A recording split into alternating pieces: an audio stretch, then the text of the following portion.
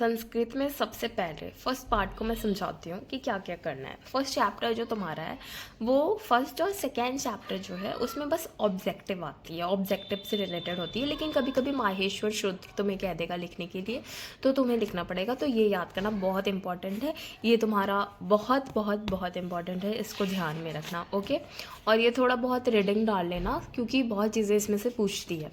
Secondly ये जो भी मैंने बताया सारा देख लेना। फिर तुम्हारा जो है संज्ञा, संज्ञा में क्या होता है कि एक बार रीड करना, क्योंकि ये ऑब्जेक्टिव में आती है, बट इसको रीड कर लेना ज़रूरी है। इसके श्लोक कभी कभी पूछ देते हैं बट इतना नहीं, लेकिन हाँ तुम इसको लाइटली ले सकते हो, लेकिन हाँ करके तो बिल्कुल जाना है इसको, ठीक है। दूसरा होता है उपसर्ग। उपसर्ग में क्या होता है ना कि तुम प्रत्येक का चार चार चार चार करके याद कर लो, ठीक है। सबका जो तुम्हें इजी लगे उसको याद कर लेना, चार चार। ओके, फिर तुम्हें कभी कभी पूछ देगा कि तुम इसके शब्द बनाओ, शब्द नहीं सेंटेंस बनाओ। तो क्या होगा ना, तुम एक पेज लेना और उसमें सारे के जो भी हैं प्रत्यय उपसर्ग, उसके लेके तुम क्या करना, सेंटेंस बनाना और फिर उसको याद कर लेना, ताकि तुम्हें अगर पूछ ले कि अगर तुम्हें सेंटेंस बनाना हो तो तुम बना सको।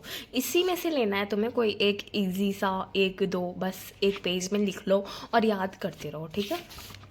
दूसरा चैप्टर है तुम्हारा अव्यय।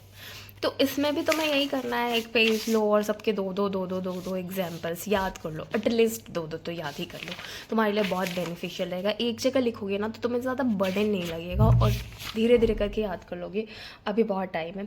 कारक के लिए तुम्हें क्या करना होगा ना, शब्द रूप और धातु रूप तुम्हें याद होने चाहिए, ताकि इसमें जो सेंटेंस होते हैं ना कभी कभी बहुत ज़्यादा एग्जाम्पल्स में ऐसे पूछते हैं कि तुम्हें शब्द रूप और धातु रूप आने चाहिए, तभी तुम बना सकते हो, ठीक है। दूसरा चैप्टर तुम्हारा क्या है कारक के बाद, संधि। संधि के लिए मैं बहुत सारे ऐसे एक बनाऊंगी वीडियो जिसमें मैं संधि तुम्हें समझा दूंगी। संधि बहुत इंपॉर्टेंट होता है, अगर श्लोक पढ़ने में भी दिक्कत होती है तो संधि से बहुत ईजिली तुम पढ़ सकते हो, बहुत ईजिली रिलेट कर सकते हो। तो इसका अलग से मैं एक बना दूंगी। साथ ही साथ तुम्हारा संधि होने के बाद आगे चलते हैं, आगे देखते हैं आगे क्या है। तो आगे है तुम्हारा समास। समास में कुछ नहीं है, समास तो बहुत इजी है, लाइक अव्ययभाव समास, द्वंद्व समास, तत्पुरुष समास, यही बस पूछना है। और इसका एग्जाम्पल्स तुम्हें याद होना चाहिए, भर भर के एग्जाम्पल्स लिखना कि किसमें प्रथम प्रधान होता है, किसमें द्वितीय पद प्रधान होता है, किसमें दोनों पद प्रधान होते हैं। ये चीज़ें बहुत ध्यान में रखनी होती है, ठीक है। पेपर फर्स्ट ना बहुत ईजी होता है और बहुत अच्छा होता है, मतलब तुम कर लोगे।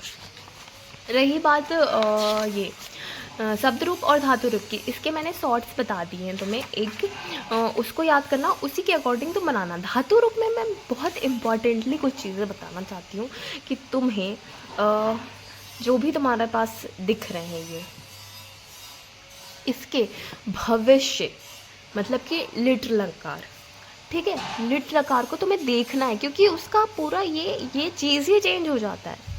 तुम यहाँ पे देख रहे हो पश्य है, यहाँ पे भी पश्य है, यहाँ पे भी है, लेकिन यहाँ पे चेंज हो जा रही है। इसमें भी यहाँ पे तुम लिख लो कि भविष्य में क्या चेंज हो रहा है, बाकी तुम उससे रिलेट कर सकते हो। यहाँ पे भी लिख लेना, यहाँ पे भी लिख लेना, सबके साथ लिख लेना, ताकि तुम बना सको। क्योंकि ये देने वाले लोग कहीं से भी दे देते हैं, कोई शॉर्ट नहीं चलता है। कभी तुम्हारा मान लो लग साथ नहीं दिया तो क्या करोगे। तो इसका ये चीज़ें तुम्हें देखना है, भविष्य देखना है, बाकी तुम एज इट इज़ जो मैं अभी बताऊँगी शॉर्ट कॉर्ड की कैसे याद करना है उससे कर लेना। प्रत्यय भी बहुत इजी है, इसको भी वैसे ही कर लेना तुम। और दूसरी चीज़ें क्या बच गई तुम्हारी, लास्ट विशेषण विशेष्य। पहला तुम्हारा सिलेबस बहुत इजी, अगर अच्छे से करना चाहो तो एकदम पास हो जाओगे। धातु रूप के ट्रिक्स हैं कुछ, ओके, और ये शब्द रूप के हैं, तो ये मैं बता दूंगी तुम्हें।